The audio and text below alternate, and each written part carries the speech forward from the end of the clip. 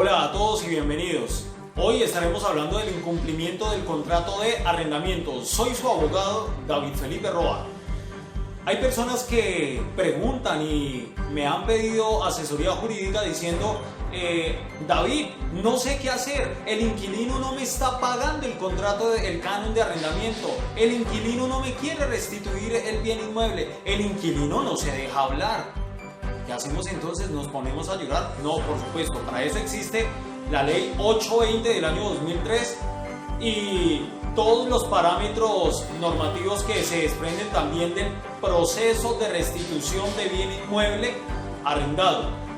Para ello también estaremos haciendo referencia de las obligaciones del arrendador, las obligaciones del arrendatario, hablaremos del incumplimiento del contrato de arrendamiento y de las normas establecidas y los últimos decretos que ha expedido el gobierno nacional frente a la pandemia del COVID-19 con el tema del contrato de arrendamiento y del derecho inmobiliario. Vamos, acompáñeme. Un estudio jurídico. Bueno, entonces la ley 820 del año 2003 nos está hablando de las obligaciones por parte del arrendador en el contrato de arrendamiento. Comencemos. Entonces, artículo 8, obligaciones del arrendador. Son obligaciones del arrendador las siguientes. Numeral 1. Entregar el bien inmueble en buen estado.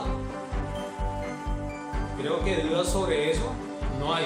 Entregarlo bien, que no esté dañado, averiado, o bueno, si entrega un bien inmueble de pronto en mal estado, pues que esté pactado ese mal estado dentro del contrato. Segundo, o numeral 2, los servicios del bien inmueble también que los entregue el arrendador en buen estado, el servicio de agua, el servicio de luz o de energía, el servicio de gas, en dado caso que lo haya. Ya lo que es servicios de parabólica, servicios de telefonía, ya de común acuerdo puede correr entre las partes. Hay algunos inmuebles en zonas rurales que aún no existe servicio de energía, en Magdalena, en zona del Guainía, en el Baupés, en varias regiones del país, pues no aplica para donde no hay ese servicio, aplica es en la zona donde se cuente con ese servicio en el bien inmueble. Numeral 3, importante ese numeral, que el arrendador entregue copia del contrato al arrendatario. Existe un plazo de 10 días para que se efectúe la entrega de la copia de ese contrato.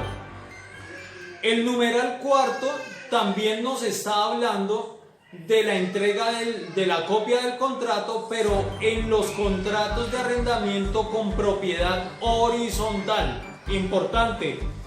Pero también tenemos el numeral 5 que tiene que ver con el artículo 1502 del Código Civil, hablando de los actos y declaraciones de la voluntad. En otras palabras, dando a entender que el contrato de arrendamiento no se efectúe bajo una obligación, bajo las armas, que alguien tenga que estar firmando un contrato de arrendamiento bajo una pistola, bajo una amenaza, bajo una pandilla o algo así. No, sino que sea un acuerdo entre las partes, que sea algo que nació de la voluntad de las partes entre el arrendador y el arrendatario. Porque es que puede existir que el arrendatario, que sea de mala fe, pueda también actuar con mala conducta y obligar al arrendador a que lo tenga viviendo gratis, firman un contrato, pero por fuera nada de esto se va a cumplir y no se cumplen los actos de la manifestación y expresa libre de la voluntad. Entonces ahí estamos hablando de las obligaciones del arrendador. Seguimos entonces con las obligaciones del arrendatario en el artículo 9, ley 820 del año 2003. Importante, primero, pagar el precio del arrendamiento dentro del plazo establecido o estipulado. Eso no se puede cambiar, ya quedó escrito y tipificado dentro del contrato, hay que cumplirlo. Segundo, cuidar el inmueble y las cosas recibidas en arrendamiento. Es obligación del arrendatario cuidar el bien inmueble, no recibir la casa, quitarle las puertas, romper los vidrios, llevarse las ventanas. No, eso está también escrito en el contrato y pues el contrato queda también escrito de forma tal como queda la entrega del bien inmueble, si está en buen estado, en mal estado, en obra negra, en obra blanca, en fin. Entonces es obligación del arrendatario cuidar. Cuando se trate de viviendas también sometidas a propiedad horizontal, de igual forma el arrendatario tiene la obligación de cuidar el bien inmueble y de tener el cuidado dentro del conjunto sobre el cual y en el cual está viviendo. Tercero, pagar a tiempo los servicios, cosas o usos conexos y adicionales. Así como consumimos agua, luz, gas, hay que también pagar estos servicios públicos porque las empresas no dan espera y por supuesto que se va a cortar también si no se paga. Las reconexiones, es necesario también cuando le cortan el servicio, algún servicio que no pagó o que dejó de pagar, pues hombre, es responsabilidad del arrendatario pagar esa reconexión. También por otro lado tenemos el cumplir con las normas exigidas con propiedad y ley de propiedad horizontal, ¿sí? Así que es muy importante que el arrendatario cumpla esas obligaciones. La más importante y la más peleada, pagar el canon mensual de arrendamiento establecido y estipulado en el contrato de acuerdo a los días en que quedaron fijados y pactados. Pagar el canon mensual de arrendamiento. Páguelos, cumpla con esa obligación, señor arrendatario. Entonces, en este entonces quedan establecidas las obligaciones del arrendatario. Ley 820 del año 2003.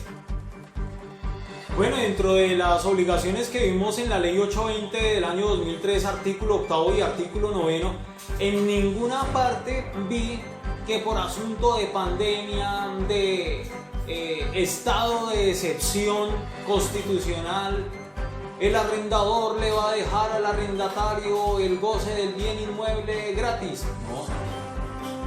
O que el arrendatario tenga que vivir eternamente ahí. No. Ojo con esto.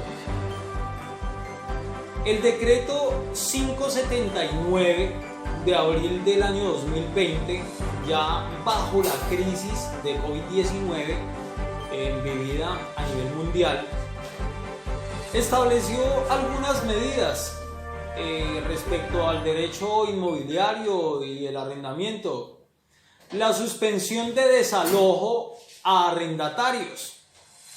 Primera medida. Segunda medida, aplazamiento de reajuste anual de cánones de arrendamiento. ¿Sí? Entonces, el aplazamiento de reajuste anual se realiza el reajuste del 6% del establecido por la Ley 820, pero debido a la crisis, el gobierno dijo, se aplaza este reajuste ya hasta que la persona nuevamente se fortalezca económicamente o los locales puedan volverse a abrir, se realice la reapertura del local cerrado a causa del COVID, en fin. Pero mire que se dice es que se realiza el aplazamiento, en ningún momento está negando ese reajuste. La tercera medida dice suspensión de causación de intereses moratorios y otras sanciones.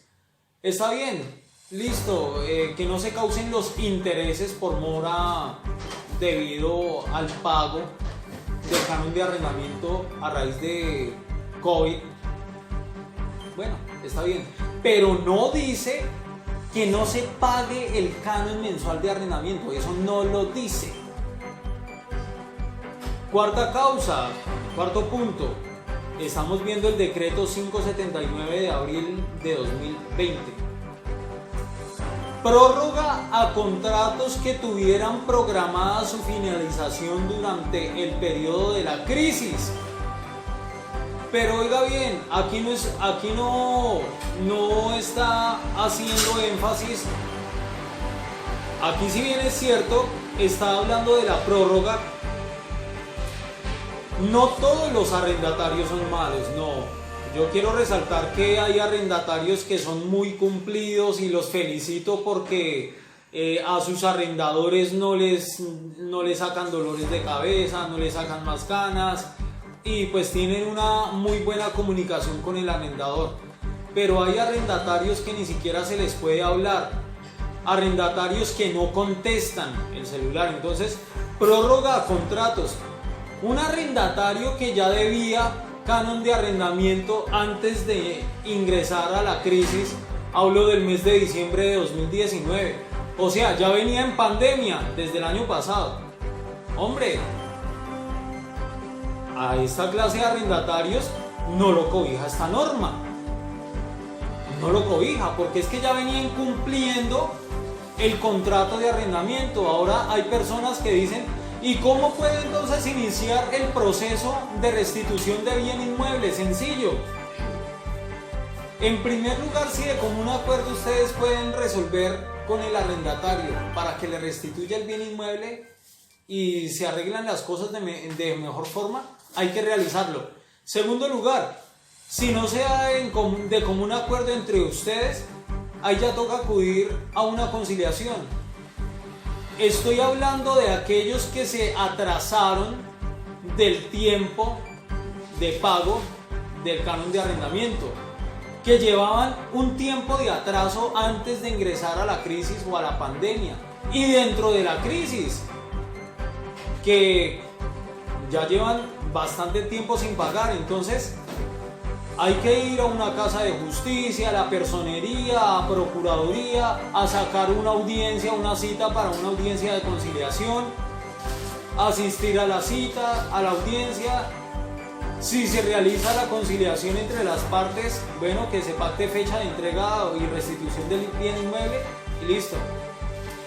En dado caso que ya se haya agotado hablar personalmente y de buena manera, conciliar en la procuraduría, en personería o en algún ente donde se pueda establecer una audiencia de conciliación y no se llevó a cabo, hay que iniciar un proceso de restitución de bien inmueble.